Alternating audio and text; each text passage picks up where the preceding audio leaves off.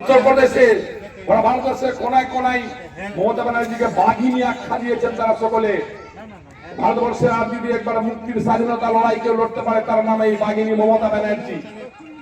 আজকে যেভাবে দিল্লিতে তিনি আমাদের জন্য লড়াই করেছেন প্রকাশ্য রাস্তায় নেমে, এটা আর কোন মুখ্যমন্ত্রীর শাসনের জন্য মহিলা মুখ্যমন্ত্রী সেটা তিনি আমাদের জন্য করেছেন।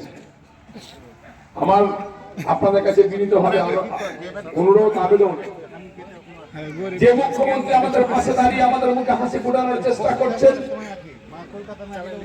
সে মুখ্যমন্ত্রী এবং তার দলকে 2026 সালের নির্বাচনে পুনরায় ক্ষমতায় নিয়ে এসে মায়েদের লক্ষ্মীর ভান্ডার 3 থেকে 4,000 টাকা বৃদ্ধি, কৃষক বন্ধুর 5,000 টাকা 5,000 টাকা যে মাসে বছরে হচ্ছে সেটাকে বাড়িয়ে 10,000 টাকা 10,000 টাকা করে এবার নতুন প্রকল্প আবার তিনি ঘোষণা করছেন যার জমি আছে সে কৃষক সে 5,000 টাকা করে পাবে, কিন্তু যার জমি নাই, যে ক্ষেত মজুরের কাজ করে, পরের জমিতে জনের কাজ করে, লেবারের কাজ করে, তার জন্য কি আছে? তার জন্য তিনি 2,000 টাকা করে ঘোষণা করে দিয়েছেন। বছরে 6 মাসে 2,000 টাকা, আবার বছরে 6 মাসে 2,000 টাকা তারাও পাবে। মহিলাদের বাড়িতে যেমন পাবে 1,500 টাকা মাসে মাসে, সেভাবে ক্ষেত মজুর দিন মজুর মানুষ যারা আছে তাদের জন্য তিনি ঘোষণা করেছেন এবারকার বাজেটে যে তারাও 2,000 টাকা করে পাবে।